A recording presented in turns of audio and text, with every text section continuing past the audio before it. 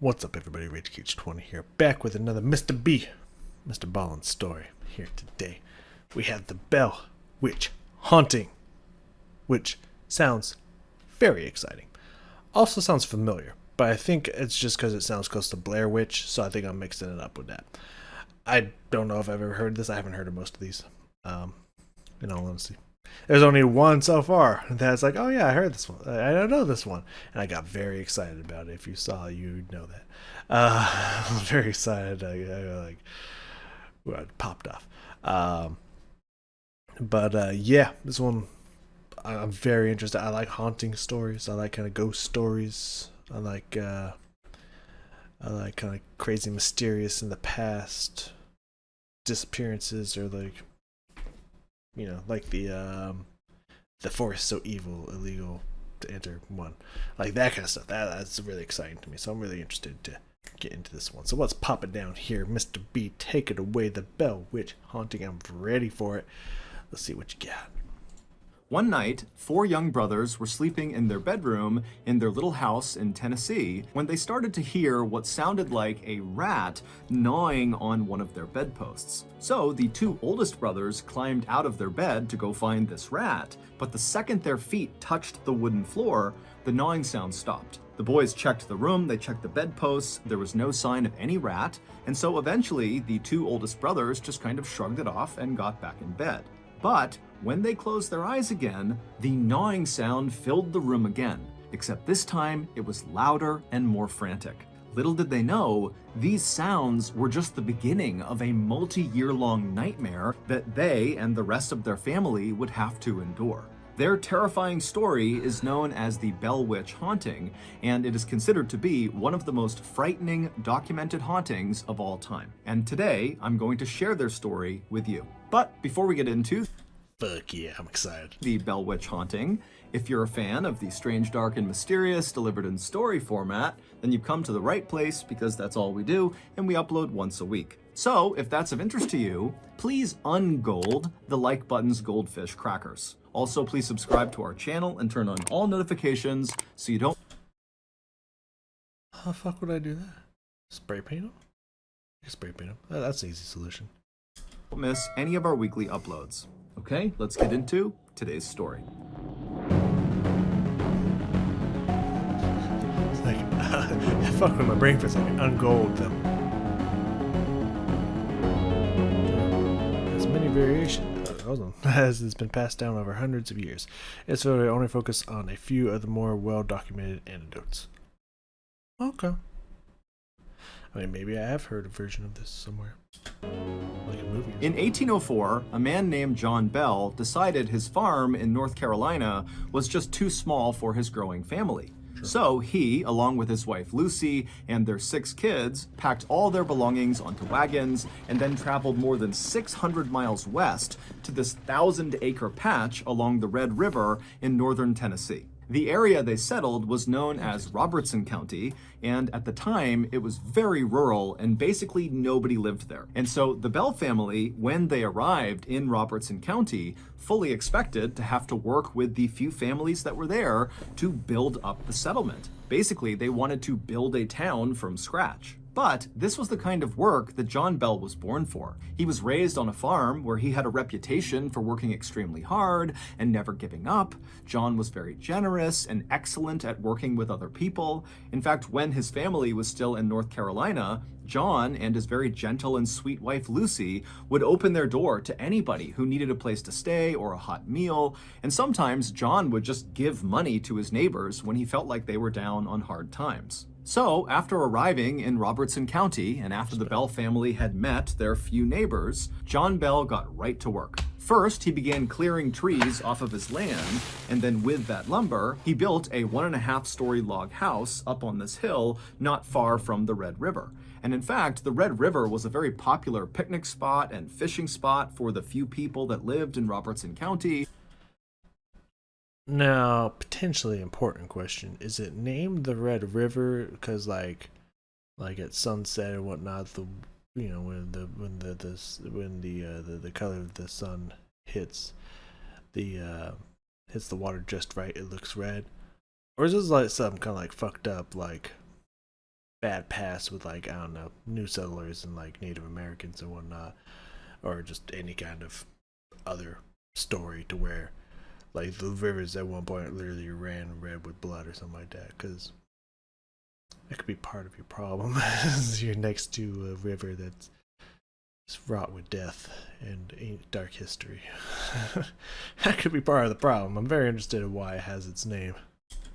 And so, in virtue of the Bell's house being so near the river, the Bell family was always running into their neighbors and saying hi and making friends. And so, it wasn't long after John and his family had arrived and built this house that the Bell family became one of the most popular families in the area. And for many years, the Bell family lived a very happy and prosperous life in Robertson County. Most mornings, John would wake up first, and then he would rouse the children, who would then leave the house and walk through the nearby woods to go to their school, and then they'd come back before sunset, and then while the kids were at school during the day, John and his older sons would go out and work the land or help build structures around town to build the settlement up, or they would build the boats that they would use to transport the tobacco and meats they produced on their farm down south for trade. John and Lucy would have 3 more kids while in Robertson County, and before long, their oldest children began getting married and starting families of their own and building their own houses nearby. But one summer day in 1817, so 13 years after the Bell family first arrived in Robertson County, John would have a very strange experience that at the time he would completely write off. But years later, they would look back and say, that's when it started. On that summer day in 1817, John was by himself. He was out walking through his cornfield near his house when he looked out and he saw this big dog just sitting in the middle of the cornfield. Now, there were lots of dogs around Robertson County, so You know, this is right around like within the first week that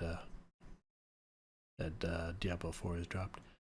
So my brain first went to Mephisto, which is kind of a spoiler-ish, but like it was going around the internet before it was released and whatnot. Like, should have figured that one out. As the first place my brain went to, I'm already thinking demons. So I don't know. it wasn't unusual to run into a dog while you were out and about. But there was something off about this dog. It almost looked misshapen, like its bones had broken many times over and reset at awkward angles. And this dog just looked way too big to be a dog. It almost looked more like a big wolf. And this dog was staring at John in a very human way, not breaking eye contact, staring right at John. Now, John... I mean, it's not... Like, it's probably ominous with its description, so you would definitely feel that way, but I mean...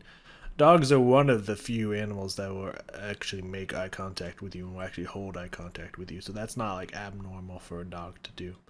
But with all of its other defining features that we just described, yeah, that makes it very unsettling. John was not someone who easily spooked. But standing in this cornfield, staring at this dog who was staring right back at him, John couldn't help but feel totally unsettled and a little bit panicked. And so John, who had his rifle with him, raised it and fired in the direction of this dog. And when he did, the dog took off running. And so John, he watched as this dog galloped away from him and disappeared into the tree line. I mean, not abnormal to be walking through your property back in these days. Because sounds like this is like some like 1800s, early 1900s shit. I don't know if it said a year or not. I didn't catch it if you did. But from all the pictures and everything, it sounds like very, very 1800s. If anything, maybe early 1900s. Shit, maybe even 1700s. I don't fucking know. But so yeah, not abnormal, especially during those times. But yeah, like even if you didn't think that this was some kind of auspicious, I think that's the right word, right? Some kind of like bad omen signal or anything. Like if a dog looks that jacked up and that big, chances are it might attack you. So you just kind of want to start on in general. So you don't try to shoot the dog, you shoot at the dog, like nearish the dog, just the sound and the sound of a bullet striking earth near it or something should be enough to scare it away. What would have been more terrifying is if, like, you shot at it, the dog didn't even move and just stared at it. Just continued to stare at him as if nothing happened, and then got up and slowly walked away, kind of like, oh, that's how we're going to play, huh? Kind of move. Now that would have been terrifying, just like, didn't even fucking face that dog. That would have been some crazy shit. Of the forest far away, and once the dog was totally out of view, John marched forward to the spot in the cornfield where this dog had been sitting. And when he got there, he was expecting to see the corn kind of pressed down from where this big animal had been sitting, but it wasn't. There was no sign that any big creature had been sitting right there. And as he looked around him, he saw there were no paw prints, no tracks on the ground, either coming to this spot or going in the direction that he watched this big dog run off. John was totally confused by this, but after sitting there kind of wondering how this could be, he just told himself, you know what, I'm overthinking this. It was just some big ugly dog and a missed shot. This is no big deal. I mean, I thought he purposely missed. He actually tried to shoot the dog. Okay. Well, I guess you don't want to come back to your property and whatnot, because, like, if the dog thinks, like, oh, it's not actually going to hurt me, it's just going to try to scare me, then the dog might start getting brave and whatnot. Now, for the, like, obviously, if it, was sitting there kind of staring at you, it didn't seem like it cared to hide its presence or whatnot, then there's a chance that it would be sitting on some of the stalks and whatnot. Yeah, that's how corn grows. I think for a second. But I mean, dogs themselves generally are not necessarily predators. I guess there's dog breeds that are, like wolves and I think coyotes as well. Like some other ones. But usually dogs have kind of been bred into more of scavengers than predators. However, if it was really big, probably more wolf-like, then I would not be surprised with how intelligent predators can be, especially feline and canines, that it would be able to move through corn and stuff without disturbing it as much as possible. So, because they're trained to, like, you don't want to make a sound, you don't want to cause any unnecessary movement in the grass that I'm treading through. So it is very possible, if this was a predator that felt like it was stalking its prey, that it wouldn't have messed with any of the vegetation around it intentionally. But if it was just chilling there staring at you like, what the fuck are you gonna do about it? I don't think it would give a fuck about that. But maybe in its eyes it got caught and it was just kind of like standing there like, it doesn't see me. If I don't move, it doesn't see me. And whatnot. So, yeah. But the paw prints, again, on the way in, if it was kind of just like dry outside and whatnot, I could see it, maybe not. But if it was thundering away and stuff, there should have been at least some scuffing or print of some kind. So that is a little odd, but not like insanely unheard of. Just with everything else that happened in that situation, definitely odd. And so John promptly turned around and walked back to his house, forgetting all about the dog. But not long after John saw this dog in the cornfield, his family began experiencing other strange things back at their house. At night, after the Bell family had climbed into bed, they would start hearing a knocking sound on the side of their house. Oh, good. And as soon as they got up to go inspect it, the knocking would stop. And then they'd lay back down again and they would hear it again, except it was coming from another side of the house. It was like there was someone or something outside of their house just kind of circling around them, periodically knocking on their walls. Now, right. John was convinced this was not the work of some animal. This was a person, a prankster, and they were hiding out in the woods somewhere. And so he instructed his family not to mention the tapping sounds to anybody in town because he thought somebody in town was doing this to them and he didn't want them to know that they were on to them. He wanted these pranksters to come back and do it again so he could catch them in the act. Right. But over the course of several weeks, the tapping continued, and every time John would lay in wait and try to run out and see who was there, there'd be no one. And there'd be no tracks anywhere around the house indicating that anyone had ever been there. I don't know what his property looks like or whatnot, or how good he would be hiding. So maybe he thinks he'd get caught or something. But imagine like wait outside with rifle, maybe with backup or something, and just kind of like hide somewhere, and have someone watching every side of the house, and just watch. Have someone inside the house as well, so that they can be like, no, yeah, there was knocking. And they'd be like, we literally watched the entire house. There was no motherfucking knocking. So that would have been interesting. But then again, that puts you in danger for being outside. But who knows what the fuck this is. And as unsettling as these knocking sounds were for the family, they were nothing compared to the things that happened next. Oh, I bet. We're just ramping up at this point, man. That's really early. My pet frog, Seagull Lung, is a I do remember that frog. It is a reoccurring character. I do like HelloFresh. It's pretty good. That's where on the if you watched my video, my Powerwolf Sanctified by Dynamite video, the chicken curry, the coconut chicken curry rice meal I had. It's from there. Fucking delicious.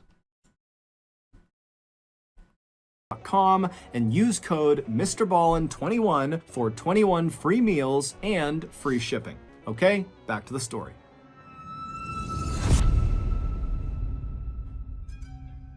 One Sunday night in May of 1818, so roughly 1 year after John had seen that big dog in the cornfield, and a couple of months after the knocking on the walls had begun in the Bell's household, 4 of John's sons were asleep in their bedroom inside of their home when they woke up to the sound of what sounded like a rat gnawing on one of their bedposts. Now, these boys were sleeping in 2 bunk beds, and the 2 oldest brothers were sleeping on the lower bunk. And so they instinctively got up, stepped onto the floor to go find this rat, but the second they stepped onto the floor, the gnawing sound completely disappeared. The 2 boys searched the room for this rat, they couldn't find it, and when they checked all of the bedposts, there was no sign that any of them had been gnawed on. So the 2 older brothers finally just kind of shrugged it off and climbed back in bed.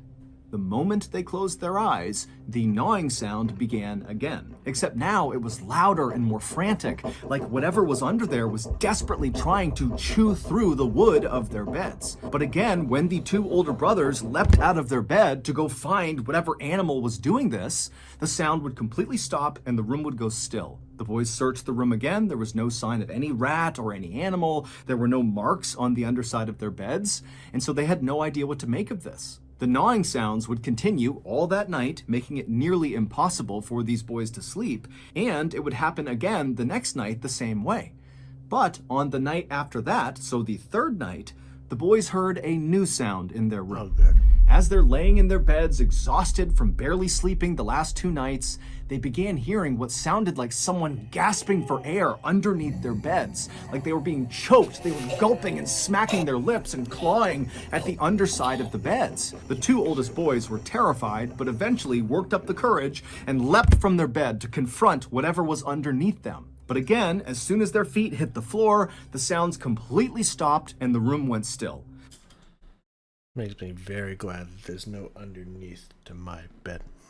I just have the bed frame on the ground. No post, no, the frame, box, whatever the fuck. You know what I mean. And the mattress on top of that. There's no underneath to my bed. Really happy for that tonight. That would not be fun to go to sleep to. I'm gonna reset the video real fast. Yeah, I never have to check under my bed to see if anyone's hiding under there. You can't. But this time, the boys were so frightened, they decided not to try to just go back to sleep. Instead, they woke up the rest of their family, and the Bell family searched the entire house, top to bottom, looking for any indication of what could have been making those sounds. But there was nothing in their house. There was no marks from some animal or rat. I mean, there was no indication that anything was other than normal. Now, to this point, the Bell family had not told anybody in town about either the knocking sounds on the walls, or the rat gnawing sounds, or now the gulping for air sounds. And a part of that was because John had told the family, don't tell anyone because we're going to catch whoever's doing this. But another part of it was the family knew as soon as they brought this stuff up, they could be the target of ridicule because people wouldn't believe them. But after this night, with the gulping and gasping sounds, the Bell kids really could not sleep anymore. They were just up all night, terrified. And so finally, John went to one of his neighbors who he was very close with and confided in him that something weird was happening inside of his house. Now, John was not the kind of person who made things up. He was very straightforward, very honest. He didn't even tell jokes. And so this neighbor, as he's listening to this unbelievable story, just takes John at face value and says, you know what? I'll stay the night in your house and I'll see if I can hear all these strange sounds. Fair. That night, the neighbor would stay with John Bell and his family in the Bell household. And sure enough, the neighbor would hear the tapping on the walls, he would hear the rat gnawing on the wood post in the boys' room, as well as that gasping and gulping sound coming from the boys' room. And this neighbor was so terrified that he did not last the night in John's house. He left in the middle of the night to Like, I was thinking like, I would do. I'd be like, I'm fucking out of here, bro. No, you deal with your house, motherfucker. I don't want to bring that juju to my fucking house. But at the same time, it's like, with knocking happening and outside and everything going on there, like, I wouldn't want to leave that house in the dark, man. Like, try to go back to my place in the dark back in these days when maybe all they have is an oil lamp for light or some shit. No, spank you. So both options sound horrendous. Honestly, I'd probably take my chances with outside. I mean, you know what? Now I think about it, I'd probably take my chances. Like, you know what? I'm not gonna lay here all night and not sleep. I'm going back to my house where hopefully my family, I can talk to them and be like, guys, I don't want to sleep alone. Hopefully you got like a partner or some kind of wife, you know. I know it was back in the day and this stuff was like not okay back then for whatever reason, but like maybe a partner could be a husband or something. You never know. Out of the middle of nowhere, not that many people to judge. Anyways, but yeah, and hopefully you got a wife or something. Be like, yo, I'm gonna need I'm gonna hold you tight tonight and like don't let go, Jack. I don't want to be alone. go back to his house. After this, word spread quickly around Robertson County about what was happening at the Bell household, and the way the townspeople reacted was very supportive. I mean, the Bell family had been instrumental in building up the settlement, and John and his wife Lucy were so kind and generous, and so the townspeople decided that they were going to find a way to rally around the Bell family and try to help them. So other people in town began volunteering to spend the night inside of the Bell household with the Bell family. One, because they wanted the Bell family to feel some security, having some more people around them. And two, these people were thinking that maybe just their presence inside of the Bell household apparently these spirits or whatever the fuck is on you don't give a fuck. would scare off whoever or whatever was tormenting the Bells. But no matter who stayed inside of the Bell household, the noises persisted every single night. Townspeople came up with all sorts of explanations for what was happening to the Bell family, ranging from, John's youngest daughter must be behind this because she wants attention, or other people said maybe there's a family or an individual that hates the Bell family and they're targeting them and they're behind this. There was even a theory that someone in town had learned ventriloquism, which is a kind of performance where the ventriloquist throws their voice.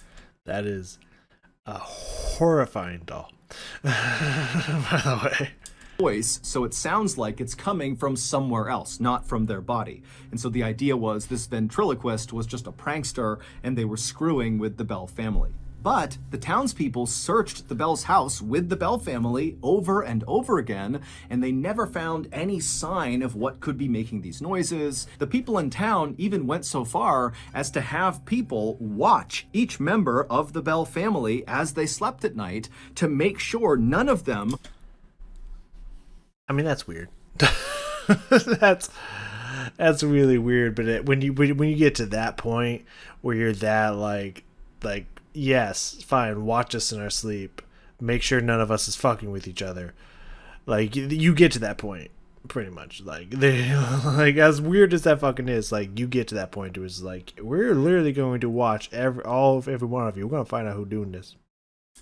were responsible for these sounds. And sure enough, as the Bell family was being closely monitored, the noises would start, and it was very clearly not coming from anyone in the Bell family. As the months went on, and the Bell family was forced to endure whatever was going on inside of their home, the people in town started to notice something odd about John Bell. Normally, John was a very engaged person, that when he spoke to you, he was locked onto you and really paying attention. But at some point, after these mysterious things began happening at his house, John would be talking to someone, and then suddenly his eyes would kind of gloss over and his jaw would go slack, and it would look like he was staring off into the distance. And then his face would start to twitch. And at first, these twitches were fairly minor and were centered just around his eyes. But over time, these twitches became much more dramatic, to the point where his jaw would start to kind of quiver up and down, and his eyes would begin blinking out of sync. And then when the twitching finally stopped, John, without saying a word to the person he had just been talking to,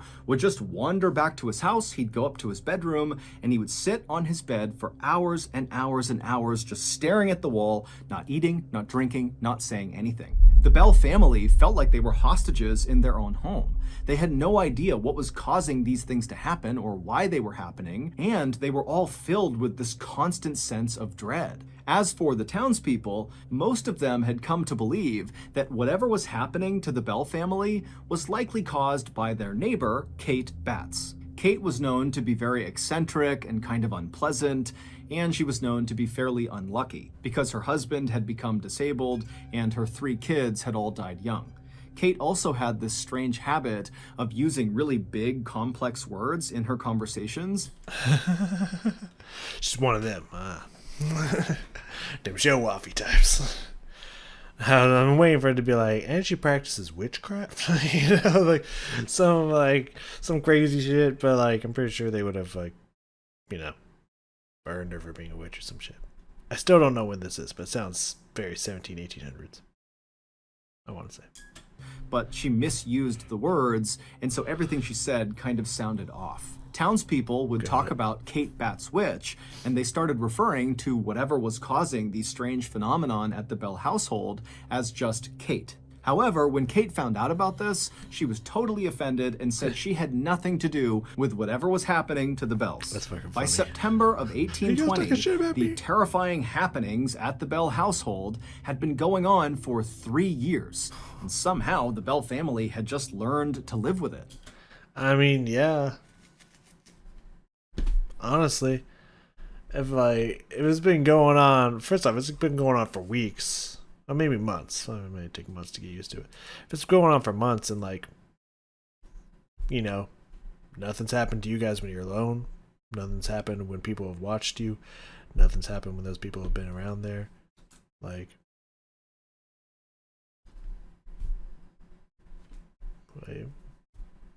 Whatever.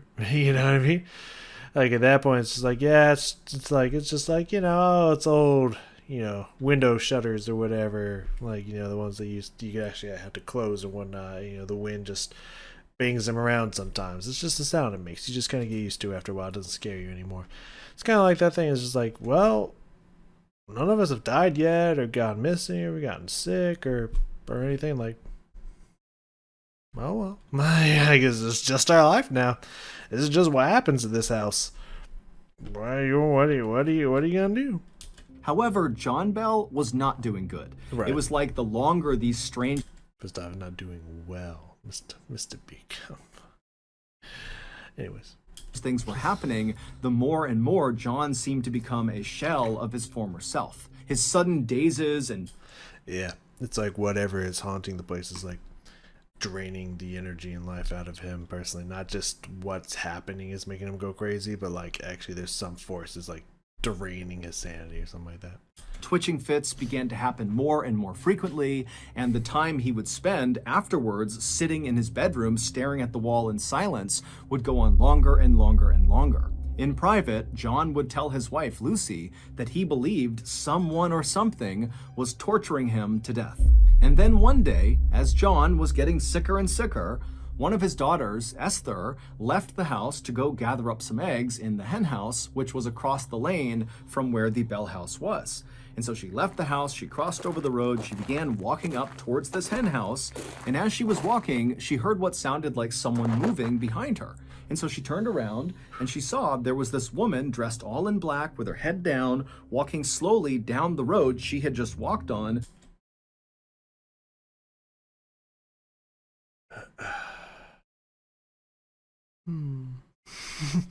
So I had a story's getting to me.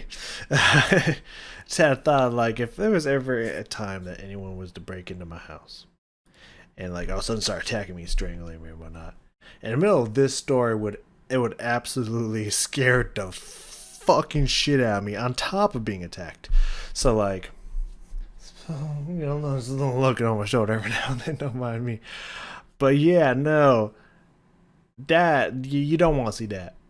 Speaking on things that are terrifying, that any like little kid or thin figure, whether it be male, female, or anywhere in between, just like all in black, and you can't see their face, just kind of like staring in your general direction. You can't see their face, and just kind of like stopping and following you and stuff. Like you don't want to see that, even if it's not some kind of haunting shit. You just generally, you don't want to see that. Towards her house. So she's basically walking exactly where Esther had just come from, but Esther had not seen her until just now. So she wasn't really sure how this woman had arrived on the road, but Esther wasn't worried. She looked at this woman, she didn't recognize her, but just assumed she was somebody from town, and that was it. And so Esther turned away from this woman. Man, back in the day, we were very trusting. When you were very trusting of people. And walked the rest of the way up to the hen house. She went inside, she got the eggs in her basket, and then when she came back outside again and she was back on that road, now facing in the direction of her house, she saw this woman in black with her head down was still trudging along slowly, now much closer to the Bell household. I thought it was gonna be like she was gonna go in the hen house and whatnot, get the eggs, and the second she gets the entrance, they're just there, staring at her. No, not like this. Please, no. And so Esther, she began walking down the road, looking at this woman, trying to figure out who she was. And as she got closer and closer, she realized she recognized her as somebody from the village. This was a neighbor of hers. And so Esther yelled out a friendly hello. But this woman in black with her head down didn't turn around. She didn't react. She just kept on slowly walking down the lane towards the Bell house. And so Esther began walking a little bit faster, getting closer and closer to this woman. I just thought something would be funny. Like, something fucked up. It's scary, but it'd be funny if, like, this woman just gets to the house and just kind of, like, looks back. Kind of, like, not actually looking at it, but, like, I'm noticing you, and just, like, knocks on the house and just walks away. Just, like, it's like, now you're getting mentally fucked with. Well, you've already been mentally fucked with, but even more so now. And she yelled out a few more times, "Hey, hello, how are you?" But each time, this woman in black just appeared not to hear Esther. And Esther, she's looking around, and there's nobody else out. It's just her and this woman who... Oh, also, I have a feeling, I don't know if they've made a movie based off of this, like any of the kind of haunting movies, and whatnot, or just kind of like one stories and whatnot. But usually, how these end in movies and whatnot is usually, the family member that's going crazy, usually one of the parents, say more often not the dad, usually like turns the gun on the family and starts just chopping and shooting and then kills himself. Really hope that's not the path that we go down today. Also, if they made a movie specifically about this, I want to see it. Sounds fucking awesome. Horrifying, but awesome. Who's now about 15 feet away from her, and so Esther starts to feel really uncomfortable about this woman. Yeah. And so Esther just stops on the road and stares at the back of this woman. And the second Esther stopped, this woman who was trudging along also suddenly stopped. And then she reached up with her hands, her back is still to Esther, and she took her bonnet off of her head. A bonnet is a type of hat. Right. And then she dropped the bonnet on the ground, and right away this woman's black matted hair kind of tumbled down over her back. And then this woman, without moving, began reaching up and stroking her hair, running her fingers through her well, what are we doing here? Like, what are we doing here? Her hair as if she was trying to comb it out. And so Esther is watching this, kind of wondering what's going on here. And so Esther began walking slowly closer and closer to this woman to make sure she was okay. But with each step that Esther took towards this woman began running her hands faster and faster through her hair until it almost looked impossible. She was moving so fast. And then Esther realized with horror that she wasn't just combing her hair. This woman was grabbing clumps of her hair and pulling them out of her head. Okay, now, like, really now, what are we doing here? Like, what's going on here? Like, what the fuck? In fact, Esther could literally hear the hair being ripped from this woman's scalp. And so before long, there was hair all over the ground around this woman. I think I've mentioned this before, but I don't remember where. My ex-wife used to do that. Not like that, but she had that condition. I can't remember. It might have been the same thing that Jada has. Alopecia, whatever it is. To where eventually, I don't know if it's like guaranteed or she has a chance that she's gonna lose all her hair or whatnot, but she has no. I don't know if this is the same thing or whatever. I don't remember. You know, it's been a long time since I've been with her, and I don't like to think about it really. But, but like she had no feeling in her scalp. Like she like none of the nerves in her scalp worked. Like she could feel the tug, but there's like that there was pressure there, but she couldn't feel the sensation or the pain or anything like that of hair being pulled or anything.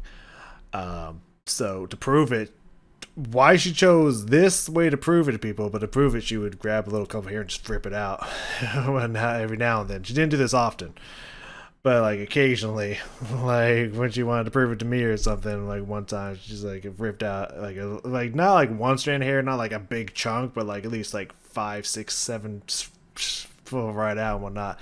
Didn't even flinch, didn't even feel it or anything. It's just like, okay, there's other ways I believe you. You don't have to. You don't have to.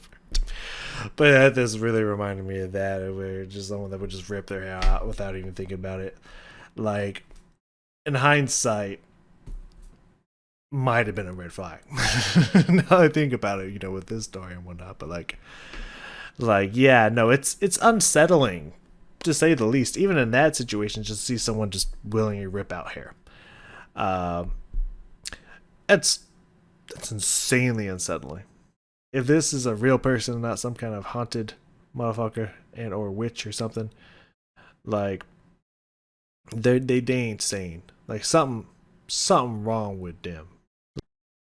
I mean, there's like 7 minutes left. I don't know where it goes from here, but again, I think I have a bad feeling about where the end result gonna be.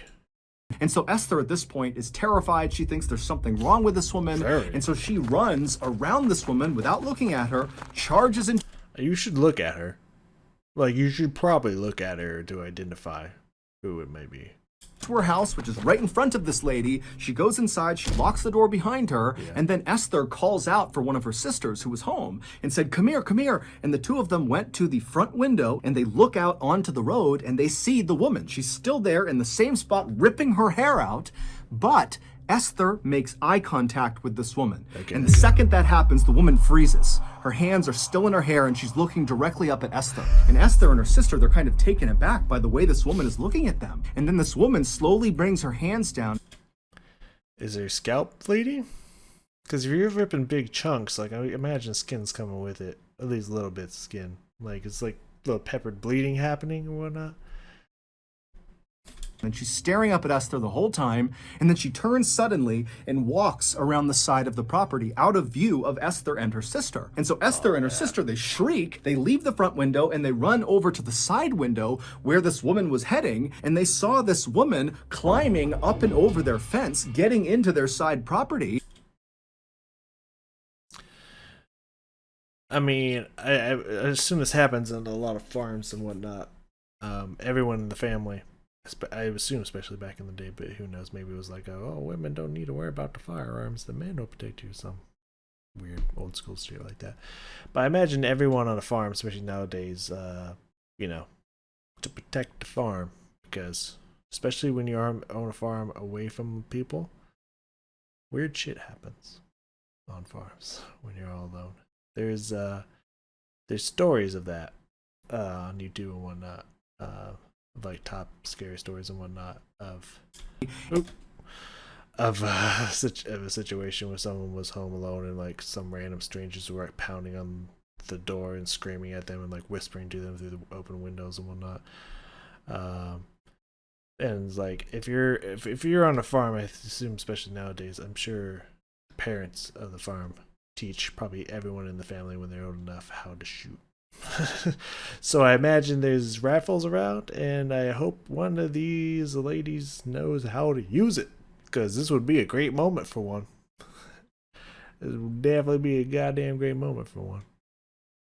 Do you think that she's gonna turn out if like maybe she is the dog? Like, you know, there was one story. I can't wait to find that one because it was a really good story, and I don't remember which one it was, and it was been a while. It's one of the ones I did off camera of Mr. Ballen, to where like this like witch woman out in the middle of the woods and whatnot. This logging guy was like driving an ATV or something like down there, and like she like turned into like a bobcat or something that was like screaming like a human at him or something, and then turned into a witch and then turned back into bobcat and jump up and thing. Like, do you think like this is like the witch that's that maybe was the dog or something? That's why they had like broken limbs and like looked all fucked up and stuff. Oh, I'm sure. Yeah, I think it might turn into the dog and run away or something. And behind her were now 3 children who they had not seen before. Oh yeah, no, that elevates things a little bit. Marching right behind this woman in black. Excuse you? And so this woman and these 3 children, in plain sight of Esther and her sister, they walk into this grove of trees on the Bell property. And so Esther and her sister, they're just staring. They have no idea what's happening. And then one by one, the woman first, then each of the children climbed their own trees. And then once all 4 of them were up in these trees, they turned around so they were all looking directly at Esther and her sister. And then they all began swaying with their bodies in the trees, getting these trees to bend and wave hard left and right. And so Esther and her sister are horrified, and as they're staring, Esther's husband just happens to come through the front door. And so Esther yells for him to come over here and look out the window. Look what they're doing out there. And so Esther's husband, he runs over to the window and he looks out, but he can't see the woman or the 3 kids. You know, I was thinking this. There's a movie. I was actually thinking about trying to find this movie and watch it again because it was like so fucking weird. So fucking weird. It's like old school, kind of like back in the time, like this family gets like exiled or something from like the town or village they were living in, so they like have to live in the woods, or a house right next to the woods and whatnot. There's like this witch that lives out there, and there's like this weird scene where like she comes up naked to the young boy. I think he like starts sucking her tit or something like that, like if she's a mother or something. Either that or he like starts feeling her up or something. I don't remember, like trying to seduce him or something like that. And then at the end, like I think the daughter or something like kills the whole family or something like that, and goes out into the woods where there's a bunch of witches that come up, and like she gets naked and kind of joins the witches or something like that. It's a fucking weird movie. Speaking of ex-wife, the only reason I know this movie is because she was watching. I was kind of catching glimpses of it. So like I want to see that because it seems like a really fucking weird movie. But this kind of seems like one of those situations. So like only the younger people can see it, or only the women can see it because of the sound. It sounded like the children that was following them were also like children that had been abducted by the witch to either become witches at some point or like corrupted and manipulated or something like that. And so only the women who would be considered who could be witches and whatnot, because witches are specifically women, could see him, and the male couldn't. Sound a lot like something like that. This story took a hard turn, like from just innocent, well not innocent, but like creepy little noises and stuff to like some weird shit. I hope this is a movie. I gotta see this. He can only see trees swaying unnaturally. Oh, but he can see the trees moving. Oh, but he can see the trees moving, though. Okay. And right. And so Esther and her sister, they realize he's not seeing what we're seeing, what's happening. And before long, they're Get that gun, shoot right there. Do that for me real fast. screaming. The husband's trying to figure out what's going on. And finally, the trio just ran from the window, went out the back door, and ran around to the side yard to go confront this woman and these children. I want it. This doesn't seem natural. But I mean, at this point, what, they spent 3 years without natural? I mean, what's natural to them anymore? But when they got out to the grove of trees, the woman, the kids, they were gone, and there was no tracks anywhere on the ground to indicate that anybody had been there recently. Not long after this incident, sometime in October of 1820, John Bell and one of his sons were out for a walk on their farm. And as they walked, suddenly John stopped and threw his hands up to his face as if he was protecting himself from someone trying to hit him. And then all of a sudden, John's face just went totally slack and his body began to contort into these horrible, grotesque Yeah. Yeah, those are always fun scenes in movies. angles, and his back began to arch so far it looked like his back would break. And so John's son, he's watching this happen. He has no idea what to do. And so he just runs over and grabs his dad and tries to pull him upright. And as he does this, this horrifying shriek fills the air. John's son has no idea where it's coming from, but it's so loud it stops him in his tracks. And then as fast as all of this had happened, it all stopped. John was back to normal, laying on the ground, coming to, and the shrieking was gone. It was silent on their farm. And so John's son turns to his dad, and he sees John is crying on the ground. And he says to his son, "I don't have much time left." John's son would help him up, and Whatever this is, it gonna kill me or I gonna kill me. Something's gonna stop real soon, man. God damn, bro. the two of them silently just walked back to the house, and John went straight to bed.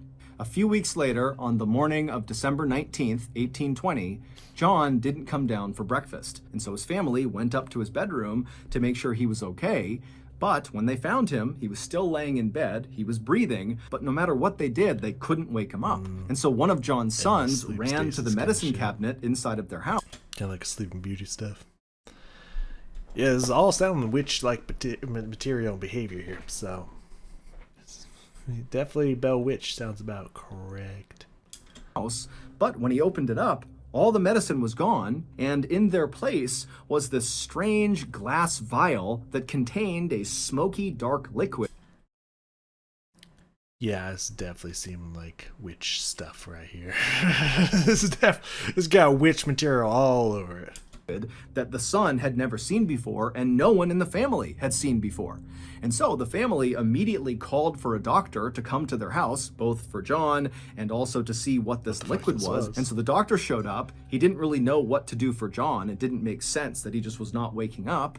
And then the doctor checked on this liquid, and he said, "You need to test this on some farm animals to make sure we know what it does." I mean, this is definitely old school material right here. It's like, there's no way to test it. Like, there's no medicinal science. So, like,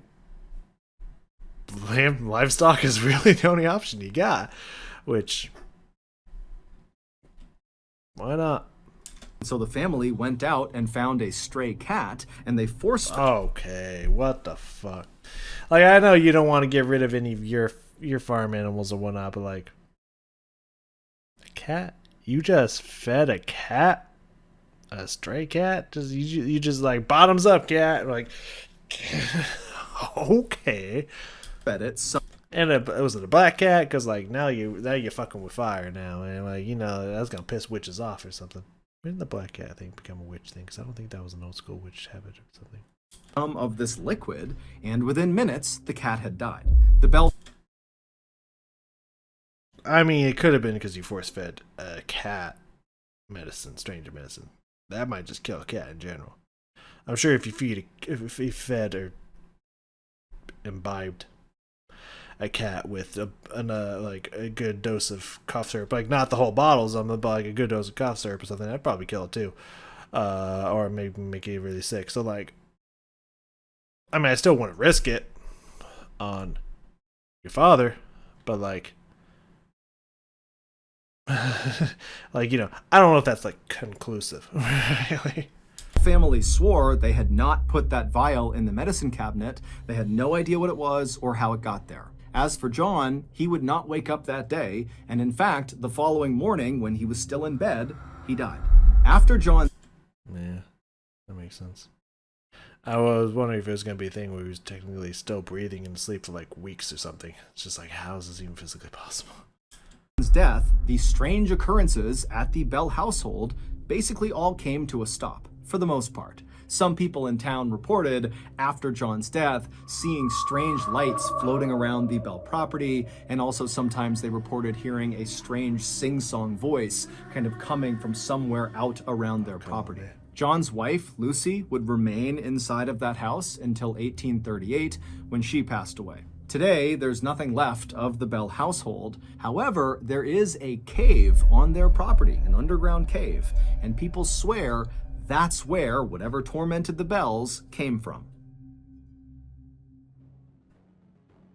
So that's going to do it. If you got something out of today's episode and you haven't done this already,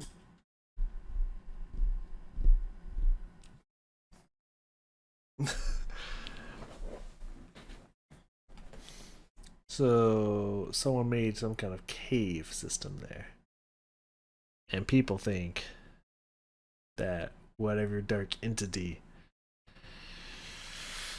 that was fucking with them came from within that cave that was there later. Like, was it like a cave system that was discovered, or was it dug? Because if it was dug, I don't know if you can really make that argument, but that's a great theory. Just like the last one, there's no real story. There's no real, lesson you can really learn from this. What do you do in that situation? You could try moving. I mean, this was old school wagons and shit. That wasn't that easy to move, especially when you built up such a life and environment and whatnot. Human, life there and whatnot. So, not the easiest thing to move from. Also, there's no guarantee that whatever it is ain't gonna follow you. It could be one of those just instances you built a house on just some spiritually fucked up property, and whatnot. Who knows? But yeah, there's no real lesson to learn here. Just like the last one, the Death Touch one, there was no real lesson to learn there. Besides maybe the 800,000 being a little steep. Wow,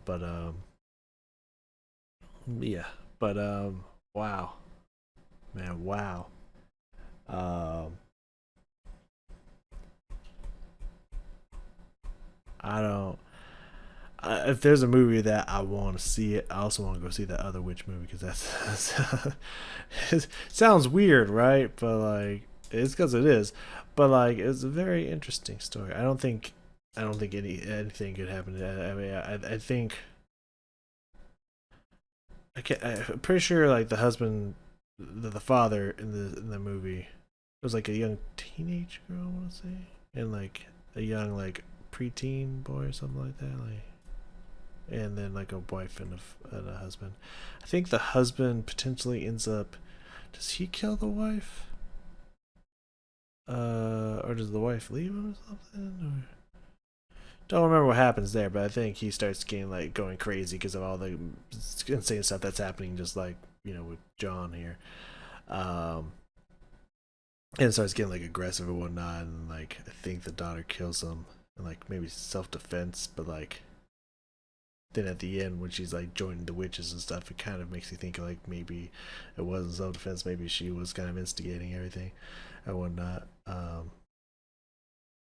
Yeah, I think the boy gets freaky with the witch girl and whatnot, and never comes back. Like it's taken off and like eaten or something. I don't know. Yeah, I don't. It's a weird movie. I gotta go see that. But if this as a movie, I definitely want to see it. Yeah. If it's just like a historical recreation or whatever. That'd be really cool. I'm gonna go look for that before I go to bed here. Um, but yeah, the dog thing was unnerving, sure. The noises and whatnot, definitely creepy, but it took a long time for anything to escalate from there. So it's just kind of like, okay, those kind of went away. It's like, whatever, they kept happening, but it's like, okay, it's odd, but whatevs. But then that woman thing, that was the witch woman with the 3 kids that just popped out of nowhere. That was crazy. That's when the story started to get real fucking crazy. And then, the weird body distorting, like, that's definitely like demon material right there. Like, you see that in like possession movies and whatnot. And the screaming when the kid tried to intervene, like, yeah, like this was like witch central up in here. There's some crazy witch shit going on, so I gotta look into that. Very fascinating story. Very much enjoyed that. That was really cool. Definitely unnerving. Definitely one of the more like got me like looking over my shoulder, like nervous, like kind of horror movie. It's a story right there. I haven't had one of those in a while. The forest one, the evil forest one was close, but like didn't quite get there. So I haven't had a story that unnerving from Mr. B in a while, and I liked it. I'm trying to even think when the worst paramedic screw up. What? Wait, that's the one. Okay, he is going back. What the fuck? Sorry, he's going back and changing even more stories and whatnot, pictures and whatnot. The one about this man ruined 6 lives in 6 seconds or something like that is now the worst paramedic screw up, and they have like the faces blended together and whatnot with the headlights of the truck.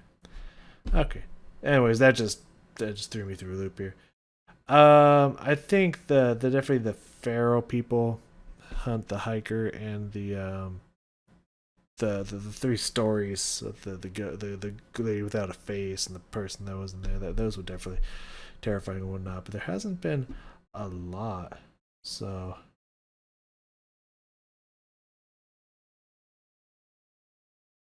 oh, I think that one's the yeah. I like the original title. The one where cops prank this woman and whatnot is now her acting was almost as bad as her evil plan, and the picture's not even the woman who did or anything. So I don't know, Mr. B, just be happy with the thumbnails and the titles you already created, man, and go in a different direction with the new ones if you want. I don't know, like I don't know why he keeps changing stuff. It's kind of weird to me, but I guess it's his channel. He can do whatever he wants, really. But those were released like a year ago, so like I don't know why you're changing it now, man. But you do you, I guess.